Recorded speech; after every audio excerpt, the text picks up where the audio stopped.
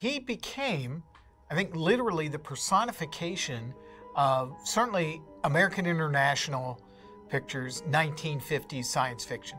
And later on, the personification of kind of indie genre filmmaking through the 60s and the 70s. And he continued directing right up until the very end of his life. And he was in his 90s. He was almost 100 years old when he directed his last film. And very few filmmakers have a career of that kind of longevity or, frankly, that kind of devotion to genre.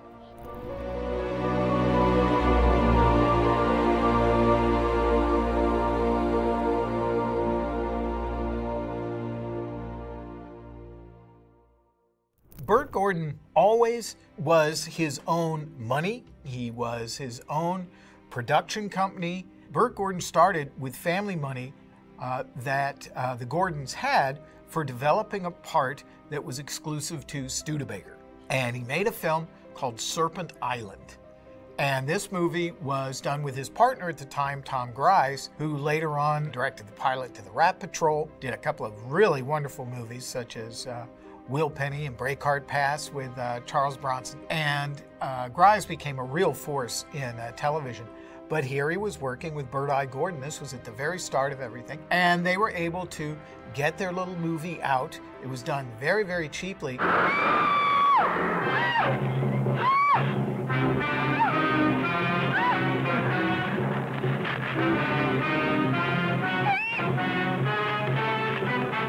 But Burt had decided right from the get-go, he loved working with, I guess, the lizards and making them, he and his wife, Flora, then girlfriend, doing experimental work with split-screen photography and matte photography. And the result was King Dinosaur, which was about a rocket that lands on basically a prehistoric planet that is inhabited by giant lizards and giant insects and giant you name it. And those effects were, kind of Burt Gordon and Flora Gordon's specialty, and they were done with rear projection and microphotography, etc.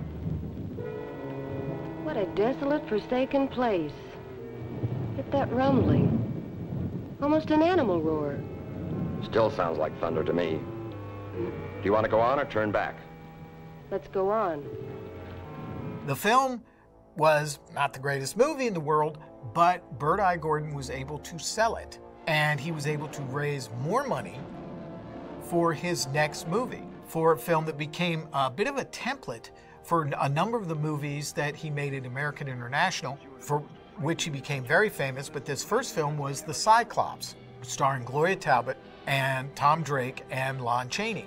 And the plot is almost identical to Burt's own later War of the Colossal Beast, where you have a man who's been disfigured and grown to gigantic proportions. He only has one eye because his face has been torn up, and he is living in the mountains, and an expedition goes. In this case, they're looking for basically radium, and they discover this horrible, disfigured giant. Crashing into this world of horror, a beautiful woman and 3 adventurers dare to challenge the unknown in a land where life and love is ruled by the Lord of Nightmares, the Cyclops.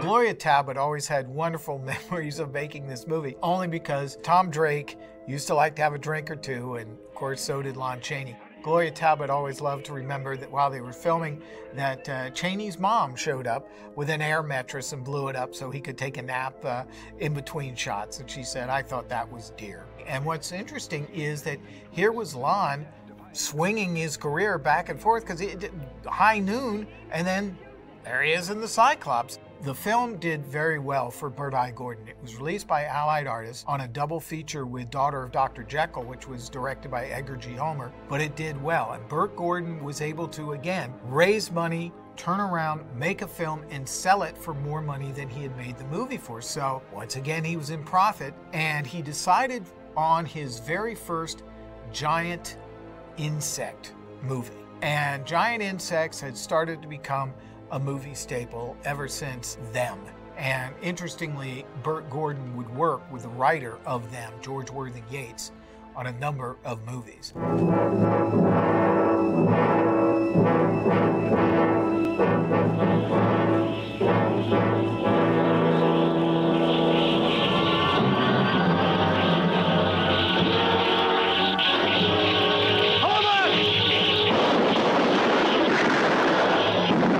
resulting movie was Peter Graves and Peggy Castle and Morris Ankrum starring in Beginning of the End about radioactive giant grasshoppers that invade Chicago.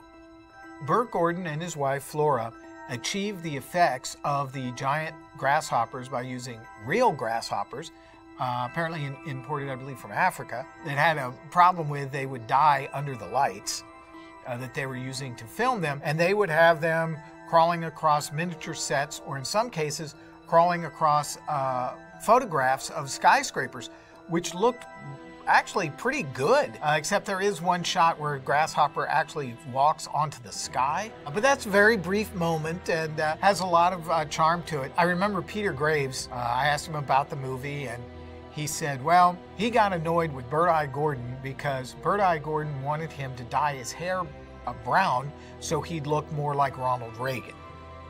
And he was still rankled about that. That was pretty funny. The Air Force is standing by with an atom bomb. You can't drop an atom bomb on Chicago. Beginning of the End, I think was really, you could say it was the beginning of the beginning. The Cyclops was one movie, but this movie really was, not only was giant insects, but Burt Gordon's technical capabilities had improved, and they're improving with every movie.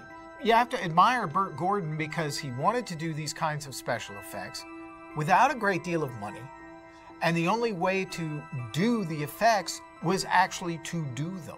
So each film, if you will, is kind of the Bert-I Gordon learning curve. And every time he got a little bit better and a little bit better and a little bit better. And he sold Beginning of the End to Republic Pictures, and he was starting to get some attention as somebody who could deliver this kind of movie for a price. Forrest J. Ackerman, the great editor of Famous Monsters of Filmland magazine, was also an agent. And he discussed with Burt a story called The Nth Man. Universal had had a just wonderful success with Jack Arnold's great classic, The Incredible Shrinking Man. Burt Gordon decided, let's do the exact reverse, The Amazing Colossal Man. And The Nth Man was a wonderful place, jumping off place to start. And he went to American International, and that started his relationship there with Jim Nicholson and Samuel Z. Arkoff. What happened? What made him grow? Glenn Manning is growing from 8 to 10 feet a day. At the moment, he's 18 feet tall. Tomorrow, he'll be 26 feet. The next day, 35, maybe 40, and the next day... But you've got to stop it. The story of The Amazing Colossal Man, for which we all know and love, is about an Army officer who gets caught in a plutonium bomb explosion. And this affects his cellular growth, and he just keeps growing and growing and growing and growing. What Bert-I Gordon did, which was so just amazingly astute, and he showed that he was very smart about this. First, he hired the great Joe Bierock to shoot it. And Bierock was Sam Fuller's, one of his primary cameramen. He had worked with Fritz Lang. He would later shoot some John Wayne movies. He added, I think, a sense of visual style to the movie, particularly to the sequence where the Army officer, Colonel Glenn Manning, is caught in the plutonium explosion, and it's a wonderful sequence. The other thing that Burt Gordon did, which was also very smart, they started looking for the appropriate actor. Now, Universal had found a wonderful actor in Grant Williams to be the Shrinking Man, but what about the reverse? Grant Williams kind of, has a bit of a retiring personality, and he has to find his forcefulness as he gets smaller and smaller. Here, you wanted to have just someone whose own frustrations and personality would just explode because he was getting larger and larger and larger. And they found it in the 20th Century Fox leading man, Glenn Langan. Langan is tremendously good. He's amazing, colossally good. As this afflicted, poor soul who just you feel so sorry for, which is what makes the movie really unusual, and also partly in relationship to Incredible Shrinking Man, is there's an emotional context, an emotional connection to the central character. And he starts to lose his grip on reality, and there's a wonderful moment where he's there going, I'm not getting bigger, you're shrinking. Now, of course, now the movie is very often remembered for the moment where the Colossal Man takes a gigantic hypodermic needle, which is used to inject a drug into his ankle that supposedly will stop his growth. He pulls the needle out of his ankle, holds it up, and then throws it down, impaling the doctor who's trying to help him. And that hypo was built by AIP special effects master Paul Blaisdell. The immeasurable power of this ever-growing mammoth portends a fate that terrifies the universe. Drive it in hard. We have to penetrate the bone in the first ejection. Ready? Look out, he's reaching down! We want to help you to get well. One of the also unsung contributors to The Amazing Colossal Man, who worked very closely with Burt Gordon, was screenwriter Mark Hanna. Hanna had done some very good work for Roger Corman. He scripted The Undead, also working in collaboration with Charles Griffith, scripted Not of This Earth. And Hanna's career would go beyond B-movies, as many of these guys did who were writing these genre films. They were also working on television at the same time. So Mark Hanna was a really talented guy, and he wrote a very, very good script for Amazing Colossal Man. And Burt rose to it, not only because he was working with Joe Byrock as his director of photography, but then he and Flora created some wonderful miniatures, including miniatures of Las Vegas. And of course, the ending of the movie is this poor man who was only trying to save someone else's life is shot and plunges off of Hoover Dam in that great pose as he's falling down. Just wonderful stuff. In so many ways, the personification of 1950s sci-fi that you would find at the drive-in in a double feature, for which Bird-Eye Gordon became very famous because he would very often direct the co-features for his movies at American International. You have The Amazing Colossal Man, so Burt decided to go in the opposite direction with Attack of the Puppet People, starring John Agar and June Kenny, and also the first appearance of his daughter Susan, who plays a little girl who comes in to see toy maker John Hoyt, and she can't believe that all of his toys are so lifelike, including a cat that is in a matchbox. And she always wants to play with the cat, and John Hoyt has to be a little strict with her because he doesn't want her to find out that he's invented a technique to miniaturize people and keep them as dolls, quote unquote, that can be his friends forever. John Agar used to love to tell the story that while he was making this movie, that he had asked Bird-Eye Gordon to be released early on a specific day, and that didn't happen. And Agar got angry because it was his bowling night, and working on Attack of the Puppet People messed up his bowling night. And boy, John remembered that for quite some time. The thing is, with Attack of the Puppet People, showed Burt's also his ability in working with giant-sized props, and again, choosing the right director of photography to work with him, in this case, Ernest Laszlo.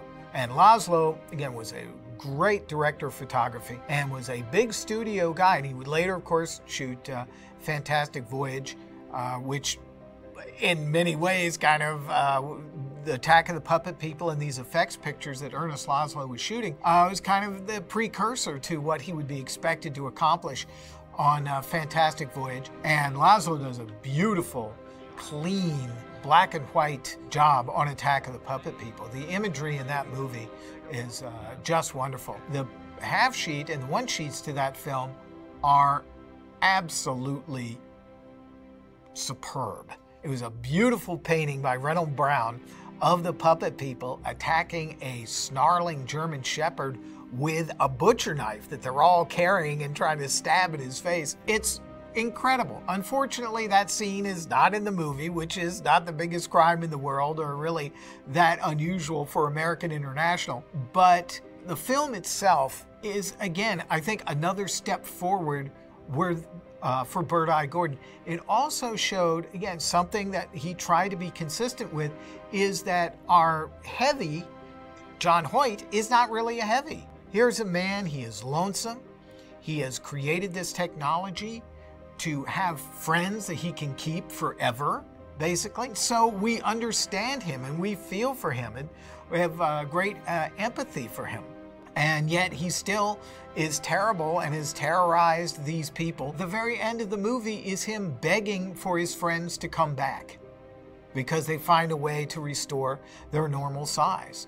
And so not just some demonic bad guy who is bent on world conquest or anything like that, is this gentleman who has a heart. And that's the whole reason behind his developing kind of this terrible technology and placing all of these little people's lives in danger, although that was never his intention.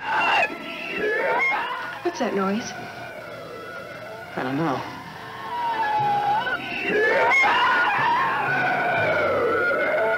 Universal had a wonderful, very serious hit with Tarantula, directed by Jack Arnold and with John Agar, Mara Corday, and Leo G. Carroll. And just those images by Cliff Stein and David Horsley of the living tarantula walking towards us as it comes down a highway in Arizona, just terrifying. It is the stuff of nightmares. So Bird-Eye Gordon decides, again working with Innes Laszlo, to say, no, if it's a giant spider, it must live somewhere like a spider. In Tarantula, there is the giant pools of venom, and they find the bones of cattle and its victims, some human beings. But in this case, in Earth versus the spider lives in a cage that is nothing but these horrible stalagmites and stalactites, and it is absolutely something out of the worst child's dream to get lost in this labyrinth of caves and tunnels and everything else, each one looking like a mouth with these demonic teeth that are ready to devour it. And then there is a giant pit, and you can fall right into the spider's web.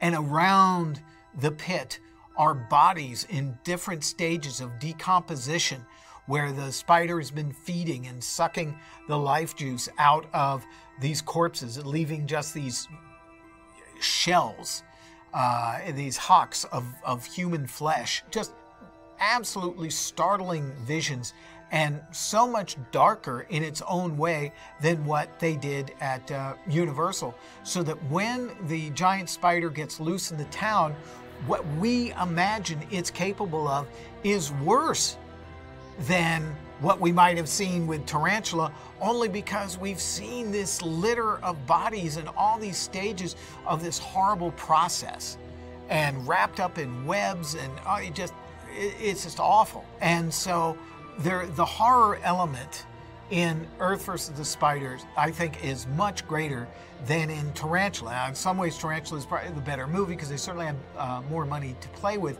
But that, to me, does not lessen the achievement of Earth versus the Spider. And one of the big reasons is it was a project on which Bird-Eye Gordon worked with the writer George Worthing Yates. One of his very first films was a superb movie directed by Anthony Mann about the assassination of Abraham Lincoln called The Tall Target, starring Dick Powell. George Worthing Yates obviously was a horror and science fiction fan, and he had his own approach to these kinds of things. And we think of him, oh my gosh, that's the guy who wrote Frankenstein 1970, which he did. He did his time with Charles Schneer and Ray Harryhausen at Columbia, writing It Came From Beneath the Sea. But right to the heart of the matter, before working with Bird-Eye Gordon, George Worthing Yates wrote the story for them, which just put it immediately, I think, in all Film Monster fans' minds, just absolute classic status. So Bird-Eye Gordon was working with a writer who not only knew the genre, but embraced the genre. And George Worthing Yates, I think, contributed tremendously to his work with Bird-Eye Gordon. The foot that made that print is about 10 times the size of a normal man's. What happens to our world if massive, monstrous man-beasts like this invade us?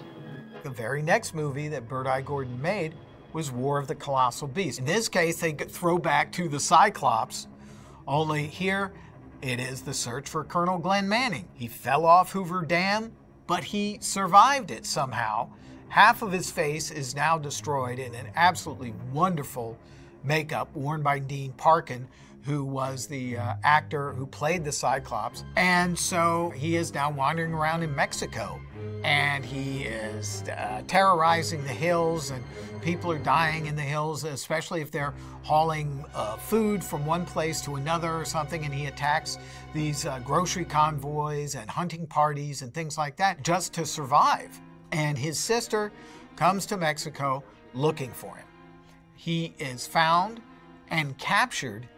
And I think in a wonderful thing that Yates creates, they think they can try and help this man who now can only basically scream and moan and that thing. But the whole idea is, if he is captured, can the military, in fact, ultimately reverse his growth? And there's a wonderful sequence of shots with all these government officials saying, oh, you have this giant. Well, I'm sorry, that's really a job for Homeland Security. Cut to Homeland Security. This sounds like something really the Pentagon ought to handle. Cut to the Pentagon. Boy, I don't know. I think Congress needs to do a special appropriation for it. It's absolutely wonderful and unfortunately absolutely true, because if you had this giant monster and you were looking for a place to store him, the government would say, don't look at us. He escapes. And his sister is like, please, for God's sakes, don't kill him. But now he is on the loose in Griffith Park, and his appearance alone is absolutely terrifying for everybody. There's a school bus of kids, and they're up there on a field trip, and he grabs that school bus, and he's shaking it over his head, and the kids are, flying around inside the school bus. And his sister runs up to him and says, Glenn, please think what you're doing. Please put the children down. And Glenn has memories of her. It resonates with him. And again, we're kind of tugging at the heartstrings. He looks absolutely horrible, is mortified by his own actions, puts down the school bus, walks to some high tension wires, which is a beautiful miniature, and like the creature from the Black Lagoon in The Creature Walks Among Us, commits suicide by grabbing the high tension wires, one of the few monsters to commit suicide, and that moment is in color. It's the civilized world in blood-freezing horror as the immeasurable power of this colossal beast threatens a war of brutality such as we've never known. Oh, no, Glenn, no!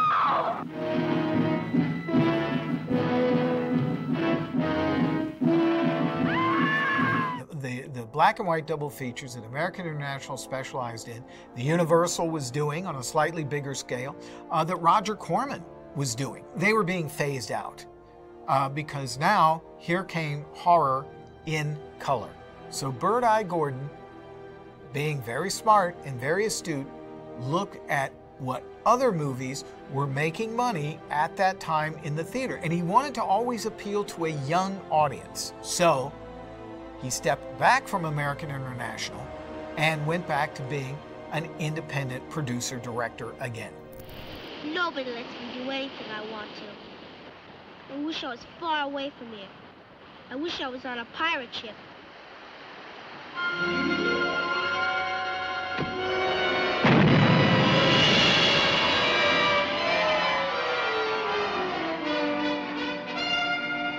Bend the rigging and step lively. I'll have your ears in me chowder tonight, you blasted sons of sea cooks!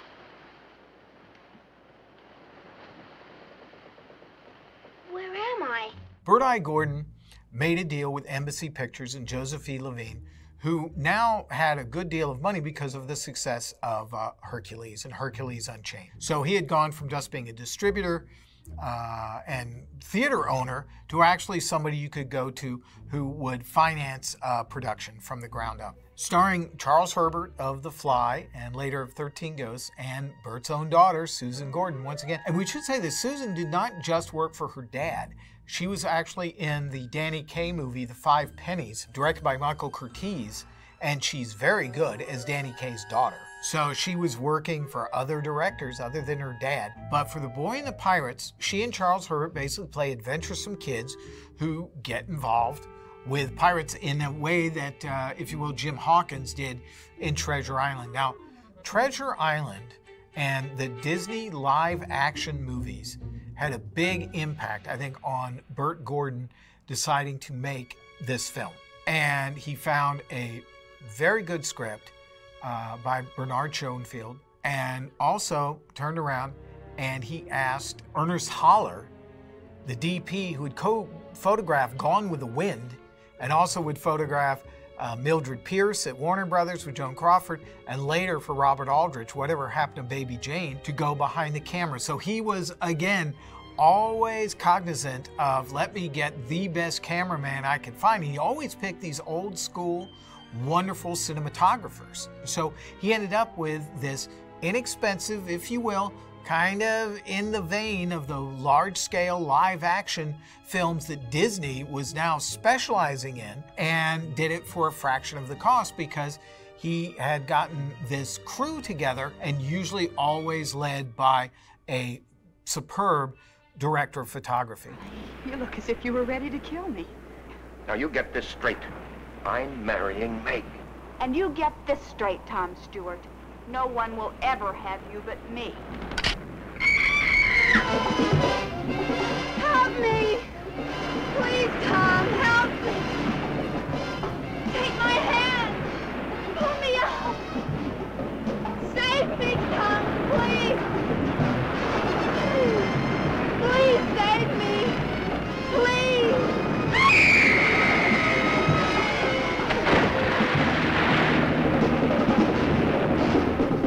Burt would always, I think, look at trends. He would start thinking in terms of, I've kind of done the semi-Disney adventure thing, but ghost stories seem to be coming back. Of course, Robert Wise's The Haunting and all these things done very close to 1960.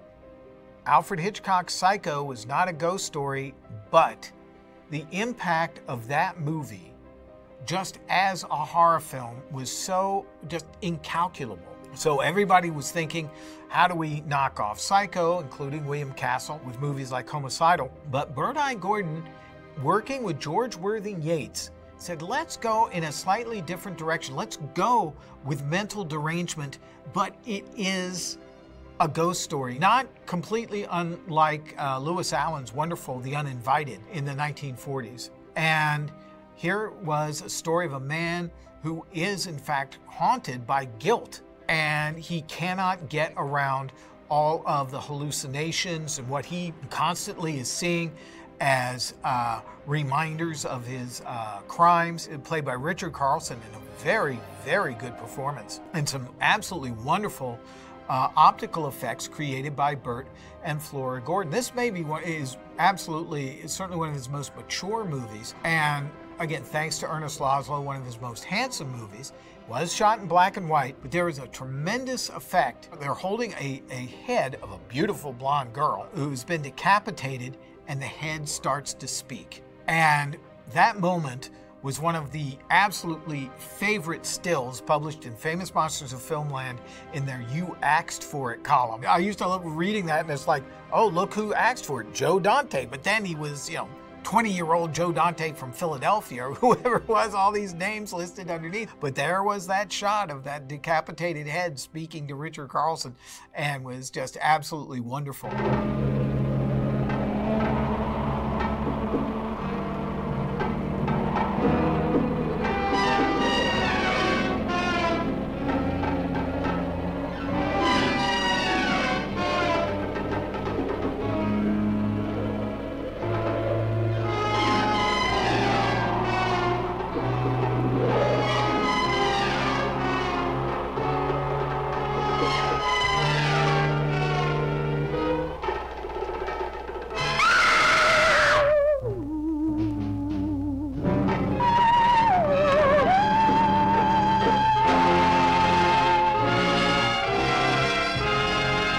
Was a, if you will, sophisticated movie, and much more so than I think people would normally expect from Bert-I Gordon, because he was still considered Mr. Big, and with all the giant grasshoppers and what have you in those drive-in pictures. Now, this was still a drive-in movie for independently picked up, but it was of a different stripe, because horror was changing. And suddenly horror was not necessarily just the stuff of teenagers, and if you will, the genre was shifting and trying to find its own place. And there was Bird-Eye Gordon trying to find his place within the genre.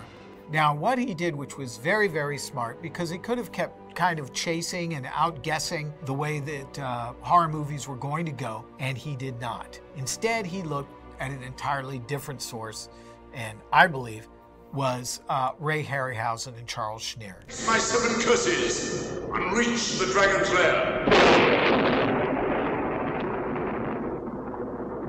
Your curses won't stop me from reaching your castle.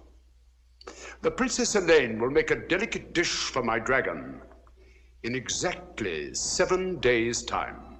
The success that Harryhausen and Schneer had with movies like The Seventh Voyage of Sinbad and Jason and the Argonauts and Mysterious Island, there was just this, if you will, fantasy thing in the air, and the idea of the Knights of the Round Table and people who dabbling in sorcery and dragons to be slain and all this type of stuff was all going on there in the movies. So Bird-Eye Gordon decided to do The Magic Sword. And The Magic Sword was his most elaborate movie up to that point. It had some very funny bits in it with this thing. It was just a story of a knight in shining armor who was battling a sorcerer played by Basil Rathbone, who was creating all sorts of mayhem, including a dragon. Estelle Winwood is a very wacky witch, a terrifying witch-like hag from Vampira, who just turns into this, hideous monster. The movie is beautifully shot, and it is really the ultimate, I think, kiddie matinee. And this was Bird-Eye Gordon kind of fighting back against Schneer and Harryhausen, or at least something that would be the co-feature. And certainly the film featured the most sophisticated effects that Bird-Eye Gordon had created up to that point, working with his wife, the rear projection, the matte shots, the creation of the fire-breathing dragon itself. Absolutely wonderful. And there was an article in Famous Monsters at the time of the movie's release called Flashy Gordon Conquers the Universe. And Forrest Ackerman was always there to give Bird-Eye Gordon's projects a boost and make sure that young readers knew about them. And there was a companion article promoting The Magic Sword, and that's what Flashy Gordon Conquers the Universe was about.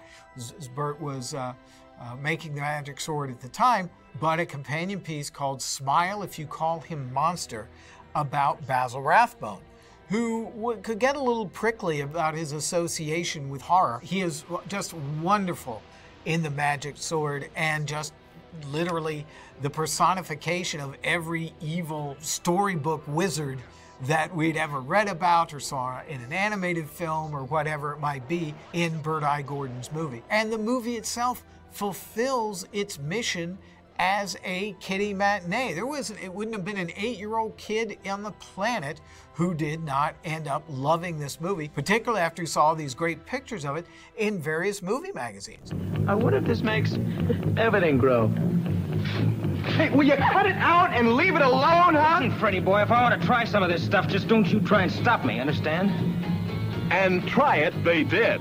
For years, Bird-Eye Gordon had been announcing his intention to do a movie adaptation of H.G. Wells' Food of the Gods. He went to Embassy Pictures, again noting what was popular in movie theaters at this time, and he wanted to do something with teenagers and also with rock and roll. So he decided to adapt Food of the Gods into kind of a bizarre rock and roll Bikini Beach teenage monster movie that really doesn't have any monsters in it, but has giant, gorgeous teenage girls. And that's Village of the Giants. The young cast includes, of course, Beau Bridges and Tisha Sterling and the gorgeous Joy Harmon. The great poster is of Johnny Crawford hanging on a giant blob in front of Joy Harmon, and he's looking down because she's now absolutely gigantic, and also Ronnie Howard as the young genius who finds Food of the Gods and creates it and even enlarges his own dog. The film now is, you see clips from it all the time because the teenagers, they of course, bust out of their clothes, whatever, and they make togas and things out of curtains and sheets and say, hey man, we're taking over this town. So you've got that great electric guitar going and that great slow motion dancing, and the adults, absolutely, they don't know what to do. And that's the whole point of the movie, is now the teenagers can crush the adults if they choose to do it. And it's just such a wild ride. And to think that H.G. Wells' name is on this movie with these kids busting out of their swimming trunks and everything is really pretty remarkable. But God bless Bird-Eye Gordon, because boy, he said he was going to do it, and he did it. Whether you like it or not, little man, we're just gonna have to show you what's good for you, that's all. Maybe we don't like your club either. You're in it anyway. And now the movie's cult reputation is so huge. But Burt would, of course, return to Food of the Gods with yet another adaptation later on in the 70s.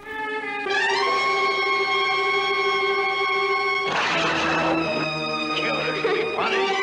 Killers should be punished. Punished. Killers should be punished. Punished. Through a young girl's eyes, you will see torment, torture, and flaming horror as she is driven to the brink of insanity by the gnawing knowledge of her own guilt in horrifying evil. He decided to do a psychological horror film that was much more along the lines of Whatever Happened to Baby Jane, Hush Hush Sweet Charlotte, Homicidal. These movies that generally had older actresses in them, and that what they used to call, disrespectfully, hag horror. And Burt made his own called Picture Mommy Dead. And it starred Martha Heyer and Don Amici and Zsa Zsa Gabor, and it was about a very wealthy family that was hiding this horrible suicide, and Susan Gordon plays a young girl who has been released from a mental hospital and returns home and has always believed that her mother was the victim of this horrible conspiracy. So she has illusions about it, including seeing a necklace that a diamond necklace that her mother always wore, and seeing it almost as a talisman of death. And the mystery slowly unravels in front of her. And the story itself also bears kind of a striking resemblance to Jimmy Sangster's Nightmare, which was one of his black and white hammers, what he called his mini Hitchcocks. But it showed another stripe of Bird-Eye Gordon's talent. So Picture Mommy Dead is about as far away from Attack of the Puppet People as you were ever going to get. But it showed that Bird-Eye Gordon was making that move. So suddenly there he is, and he's like, listen, if Robert Aldrich can do this, so can I, and he did.